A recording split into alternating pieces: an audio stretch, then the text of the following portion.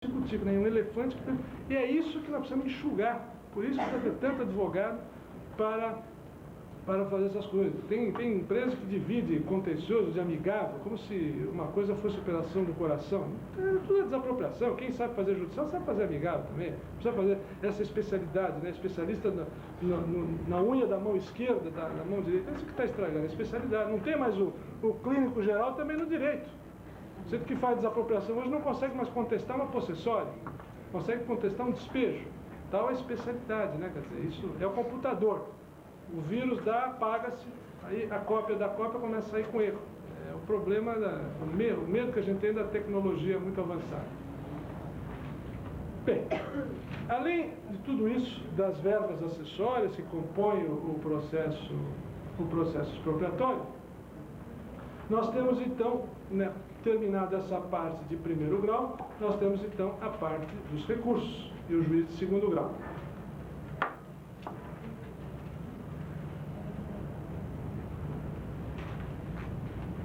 É claro que quando eu falo em recursos, por uma questão de sistematização, de técnica, as pessoas perceberam que eu não preparo, eu não consigo preparar a aula e fazer roteiro, então o roteiro fica na minha cabeça.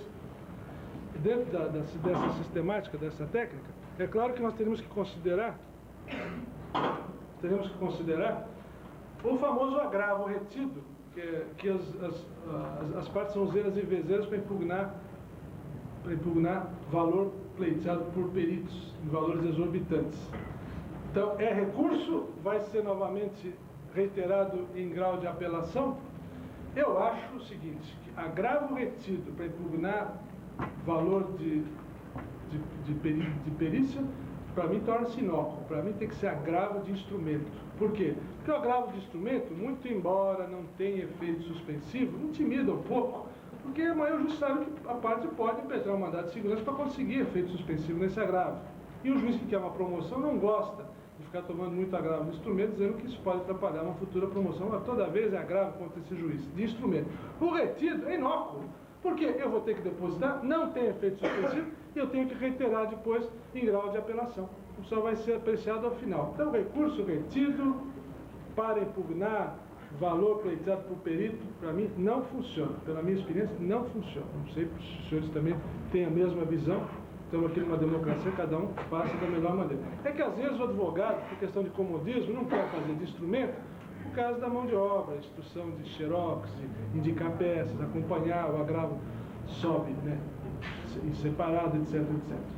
Portanto, dentro dessa questão dos recursos, além dos recursos tradicionais, apelação, no caso, sentença de mérito, né? Da apelação nós teríamos os embargos declaratórios, de 48 horas em sentença de primeiro grau, de 5 dias em acordo, grau de segundo grau, e depois teríamos os recursos especiais se contrariarem frontalmente o artigo 105 da Constituição Federal, a lei, etc, etc. Mas para isso eu preciso pré-questionar através dos embargos declaratórios. E depois, eventualmente, recurso extraordinário ou até, quiçá, ação rescisória competente. Ação rescisória competente do julgado. Dentro desse quadro dos recursos, os senhores sabem que, às vezes, mesmo em grau de recurso, o tribunal pode não se convencer do acervo de um laudo e pode perfeitamente transformar o julgamento em diligência, em segundo grau, e o tribunal poderá nomear um outro perito para elucidar a questão. Comum. O Tribunal de São Paulo, como tem os seus próprios peritos de confiança, que transforma o julgamento em diligência, vai retardar, sim, mas pelo menos vai haver uma aproximação, não vai haver uma distorção muito grande no preço encontrado pelo perito. E aí, é claro que, em grau de recurso, as partes terão oportunidade de fazer seus memoriais, ou então sustentação oral, e depois do julgamento nós teríamos embargos declaratórios e finalmente recurso especial e recurso extraordinário.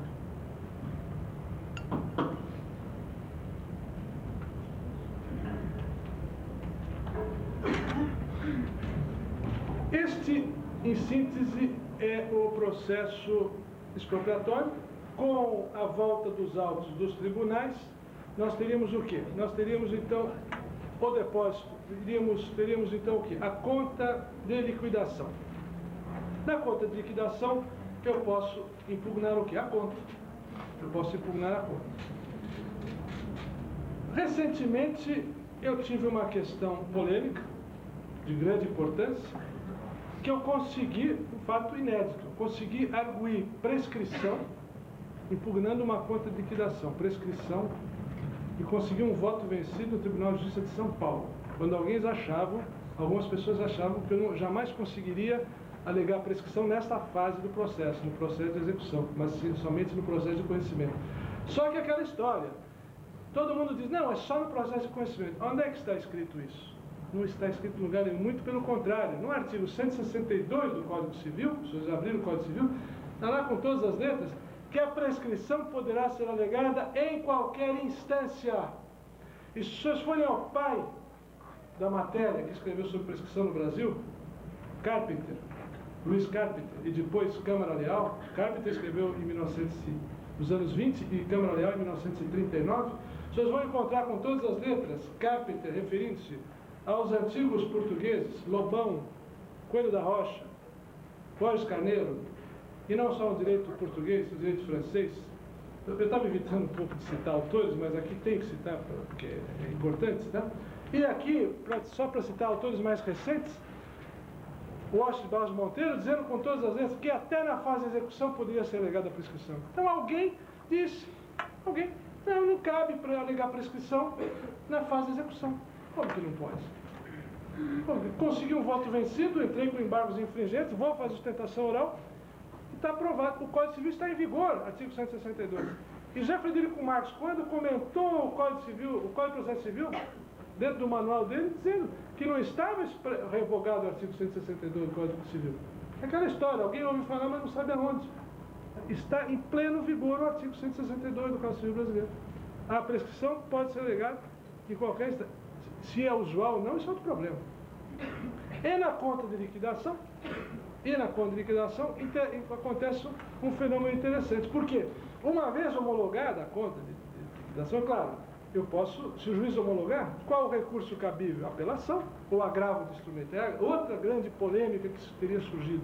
Se vocês forem lá no Teotônio Negrão, nota de rodapé, vocês vão encontrar decisão, é agravável de instrumento a decisão que homologa a conta de liquidação. Mas não é agravável de instrumento, é apelação. O juiz, ele homologa por sentença a conta para que produza seus efeitos, etc. E aqui vem aquela história, aquela polêmica, e esse tema eu gosto também. A transação, ela é rescindível ou ela é anulável? Porque aquele despacho da Justiça do Trabalho e do Cível, impresso já no cartório, homologa por sentença a transação para que produza seus efeitos, o juiz entra no mérito ou simplesmente ele homologa a composição entre as partes? Eu não vou falar em composição amigável, que é redundância. A composição só pode ser amigável, não existe composição que não seja amigável. Então, homologo por sentença o acordo nos termos do artigo 269, inciso 3º do Código de Processo Civil. Esta decisão, ela é de mérito ou não é de mérito? Para Frederico Marques, era de mérito, portanto seria rescindível. Mas a maior parte da jurisprudência brasileira acha que não, que ela é simplesmente anulável, porque ele não entra no mérito, ele simplesmente homologa um acordo entre as partes. E aí, seria uma vantagem para as partes, porque se fosse anulável, eu teria um prazo de 4 anos para anular. Se fosse rescindível, apenas 2 anos. Olha a sutileza do processo. Então aí o processo é técnico, e aí nós temos que ser formalistas, e aí eu sou formalista. Portanto, nessa questão de rescindibilidade e de anulabilidade da transação, a homologação da conta de liquidação, homologo por sentença para que produza seus devidos, regulares efeitos, etc., cabe apelação. Se houver homologação, o que compete ao poder público? Vai depositar. Mas aí é o terceiro ato do calvário, do Gólgota aí que o expropriado vai sofrer. Se for União, Estado e município, ele não consegue penhorar porque os bens são impenhoráveis. Se ele tiver sorte de ser pela Eletropaulo, ele pode penhorar os bens da Eletropaulo. Por quê? Porque a Eletropaulo é uma sociedade anônima, não foi criada por lei, é uma SE. E ela não tem ofício requisitório, não tem precatório.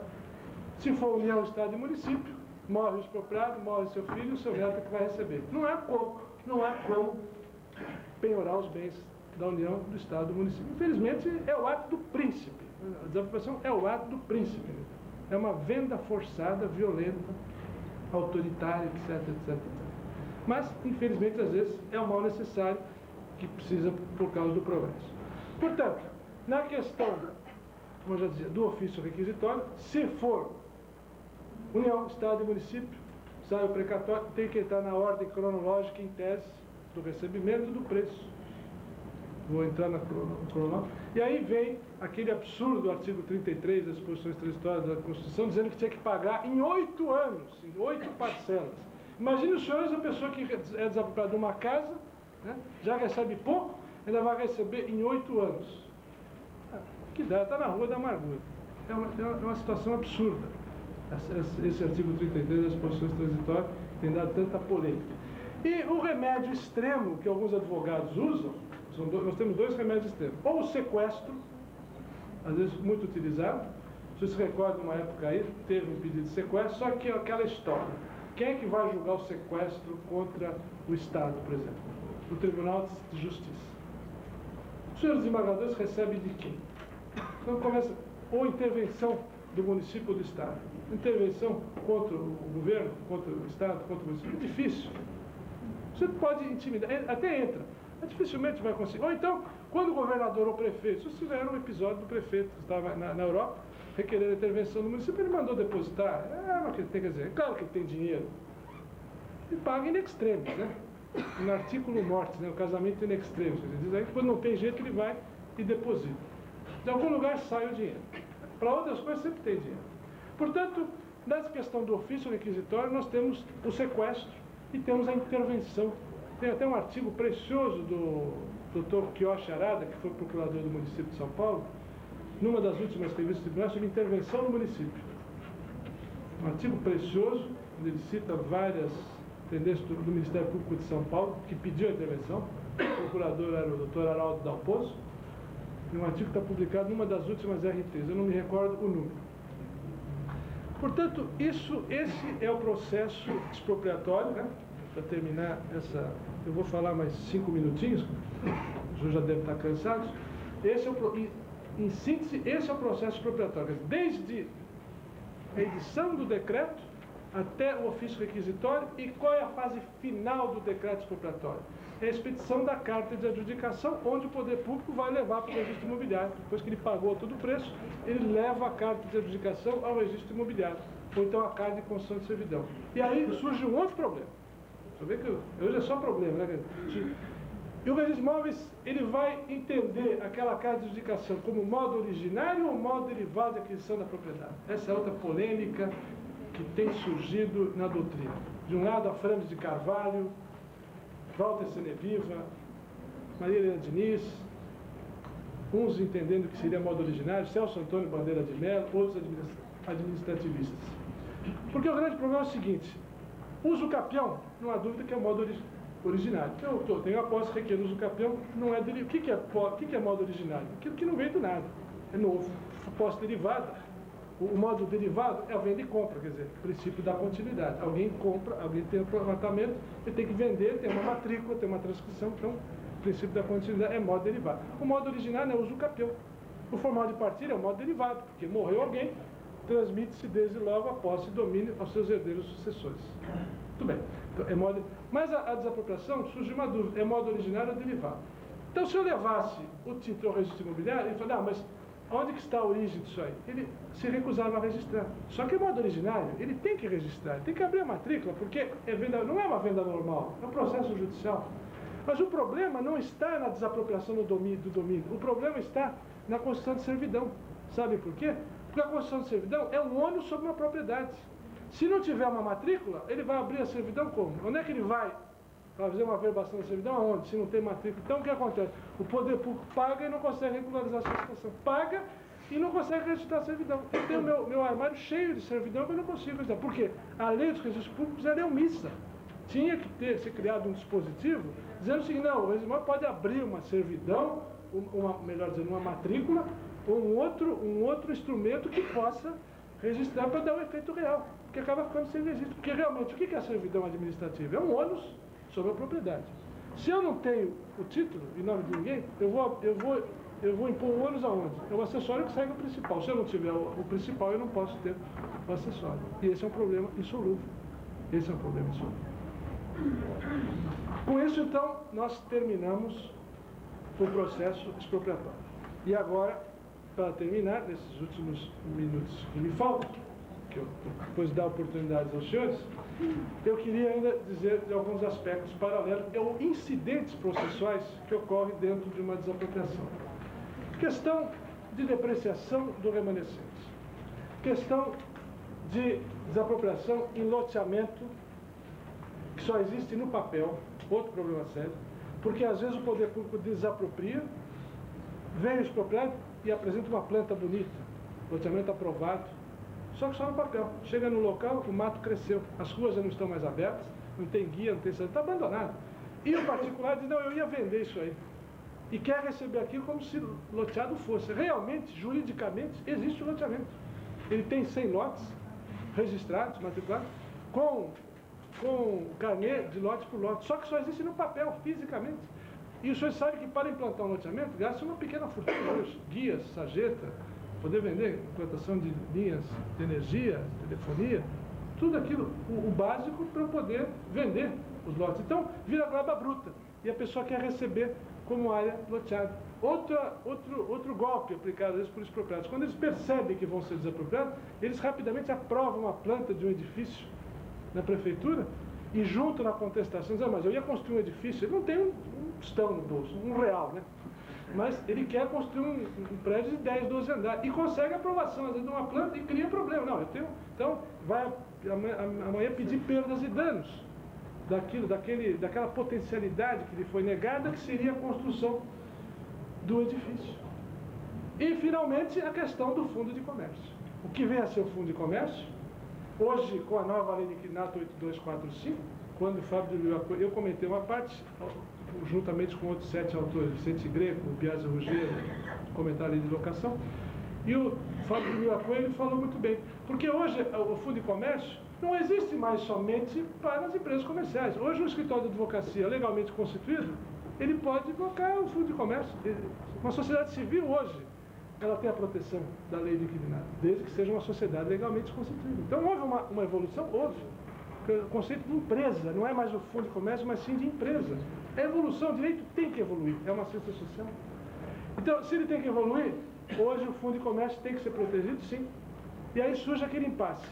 Cabe indenização ou não cabe indenização? E aí veio os tribunais, o próprio Supremo diz, não, se está protegido pela antiga lei de luvas, 24.150, que foi revogada, mas foi substituída pela 8.245, quer dizer, na verdade, continua mantendo 5 anos. Então, vem o Supremo e diz, não, se tivesse 5 anos de contrato, deve indenizar. Se não tivesse 5 anos, não deve indenizar. Outros acordos mais liberais acham que não, que deve indenizar sempre. Não importa se tem 2 ou 3 anos, ele perdeu efetivamente o fundo de comércio. Então, como eu disse, a jurisprudência mais liberal, menos presa à letra da lei. Porque aquilo que eu sempre digo, deve prevalecer o quê? Às vezes, o próprio artigo 5º da Lei de Introdução ao Código Civil. A lei atenderá ao fim social que se dirige e ao bem comum. E só para terminar, e agora termino mesmo, para dar a palavra aos senhores, né, é que há 2 anos atrás eu ganhei não era questão, era uma divergência que havia no Conselho Superior da Magistratura, em São Paulo, entendendo que o espólio não tinha personalidade jurídica, portanto não podia adquirir bem imóvel. Um compromisso feito por alguém que já tinha morrido e que a viúva não conseguia receber a escritura em nome do espólio. Argumento lá do oficial maior do Registro de Imóveis de Ubatuba de que o espólio não tinha SIC, não tinha personalidade jurídica, portanto não podia ser pessoa de direito, não podia receber o imóvel. Olha, ele não tem personalidade jurídica, mas é uma quase pessoa que existe na órbita do direito. Tanto que existe que o Código de Processo Civil diz quem é o representante do espólio, inventariante. Se ele pode reivindicar, ele pode ser autor de ação, pode ser réu, responder. Se pode ter tem até SIC, como é que ele não tem personalidade para adquirir o bem imóvel? E conseguir mudar, porque o conselho é vaidoso, ele não mudou logo, demorou um pouco até ele achar, dizendo que por causa da praticidade. E o exemplo que eu dava, e que ficou irrespondível, é o seguinte: imaginem numa ação de usucapião ou de adjudicação compulsória que o autor tem a infelicidade de morrer no meio do processo. Vira espólio. filhos menores. Não vai poder registrar a carta de adjudicação nem do usucapião em nome do espólio. Vai ter que inventariar direitos. Isso é um absurdo. Era quebrar uma tradição de 100 anos do direito brasileiro. E para terminar, queria dizer só o seguinte. Na questão da reforma agrária, infelizmente a Constituição de 88, ela continuou com essa excrescência de título da dívida agrária. Devia ser também prévia, justa e em dinheiro. Não que eu seja defensor de latifundiário, não é isso. Mas é que não tem cabimento porque é contraditório. Se fica assegurado o direito de propriedade, lá no número 22, por que é que vai se pagar em título da dívida agrária resgatável em 20 anos? E em 20 anos, quer dizer, é um verdadeiro confisco. Quer dizer, eu acho que houve aí uma desigualdade dentro da própria Constituição. Quer dizer, feriu-se o princípio da isonomia. Se todos são iguais perante a lei, tanto faz ser proprietário urbano ou proprietário rural para gozar dos mesmos privilégios, regalias, direitos e obrigações. E com essas palavras, eu agradeço aos senhores a atenção que me dispensaram. E desculpe se eu fui um pouco rápido, mas essa é meu sistema. Eu não consigo falar muito devagar porque eu me empolgo e acabo envolvendo aqueles que estão me ouvindo. Então, senhor, desculpe e agradeço imensamente a atenção que me dispensaram. Muito obrigado. Muita dúvida. Que bom. É uma coisa bem simples, né? Não fiquei muita filosofia. Queria até comentar com o Dr. Carlos Alberto, que ele disse que todos os advogados estão esperando uma desapropriação de 30 milhões de dólares, né? Pois eu não fiz nenhuma, nem de 3, nem de 2, nem de 1, nem de coisa nenhuma. Aprendi tanta coisa hoje. E estou aqui com uma série de dúvidas. Se não forem sanadas aqui pelas perguntas dos senhores, eu vou fazer no final. Bom, o professor tem a obrigação de entender letra, né? Então vamos ver.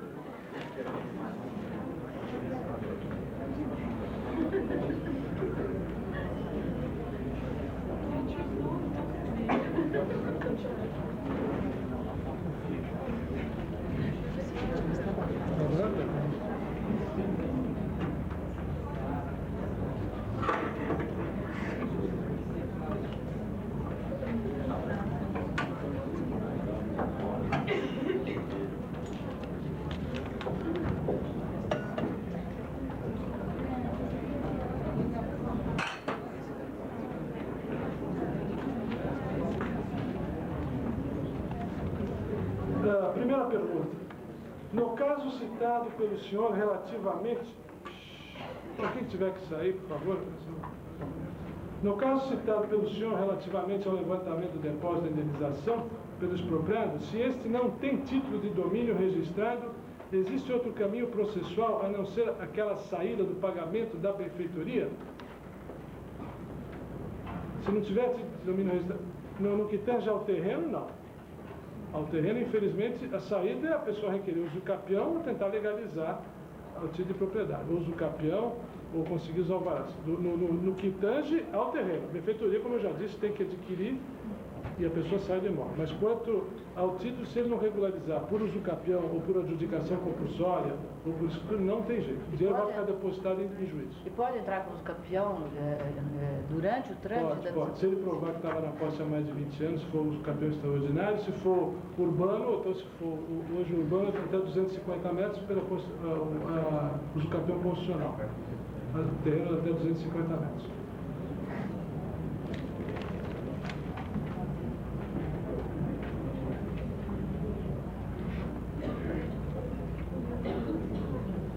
Qual a distinção entre lucros cessantes e fundo de comércio numa desapropriação? Boa pergunta. A distinção é a seguinte: o fundo de comércio é aquilo que a pessoa quer ser indenizada por tudo aquilo que ele angariou, aquilo que ele lutou por 20 ou 30 anos. Ele fez o fundo e todo mundo sabe que ele está estabelecido na rua tal, então ele vai perder o fundo de comércio. Quer dizer, é uma coisa do passado até o momento que ele foi desapropriado. Então todo mundo sabia que na Praça da República tinha lá uma papelaria que o metrô desapropriou para fazer estação. Então durante 20 anos teve uma papelaria. Então ele quer, o fundo de comércio dele tem um valor X.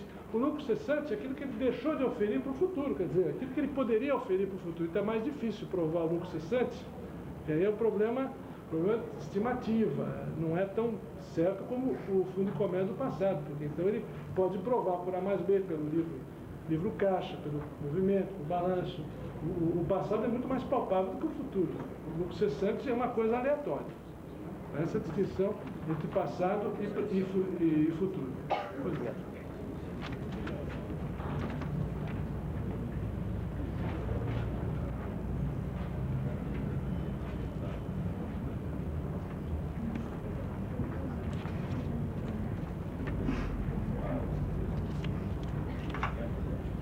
Segundo o vosso entendimento, é possível aplicar o disposto do artigo 267, inciso 3º do Código de Processo Civil, a extinção da ação sem julgamento de mérito, quando o expropriante deixa de efetuar o depósito da diferença entre a oferta inicial e o apurado no laudo provisório, alegando falta de numerário para fazê-lo?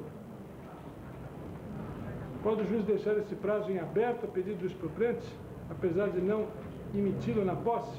Em caso positivo, não estará o magistrado agindo com parcialidade, beneficiando o poder público, uma vez que a falta de numerário é falha administrativa e não problema do expropriado, e até a efetiva emissão de posse tem um imóvel imprestável? Bem, aqui o que eu entendo é o seguinte, o juiz, ele tem o comando do processo, ele pode perfeitamente, ele deve determinar a extinção, está dizendo, se não houver falta numerária, porque um dos princípios basilares da desapropriação é que o poder público, em tese, teria dinheiro, teria que estar no orçamento dotado de uma previsão orçamentária para poder fazer aquela desapropriação. Mas a gente sabe que na prática não é isso que ocorre.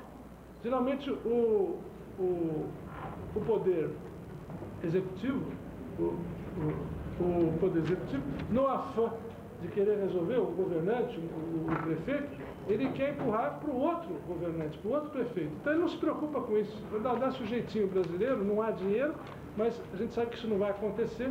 Se for um juiz probo, íntegro, mandar cumprir a lei, ele deve realmente extinguir. Não tem dinheiro, não posso ficar protelando. Agora, o grande problema é o seguinte, esse que me fez a pergunta esqueceu do seguinte: na questão do depósito, da oferta, aqui o senhor está dizendo do laudo provisório, entendeu? É claro que quando se trata de decreto 1075, nesse caso o poder público tem que ter essa previsão, porque senão aí não é a desapropriação normal, é do decreto 1075, ele tem que ter esse dinheiro, cara. Se ele não tiver, o juiz pode perfeitamente extinguir o feito. Porque não cumpriu o fim princípio. O juiz determinou, não pagou, ele pode extinguir, sem dúvida. Faltou o quê? Possibilidade, interesse. Não tem interesse processual. Ele não tem como pagar aquele preço. Então eu entendo que ele pode perfeitamente extinguir o feito sem julgamento de mérito.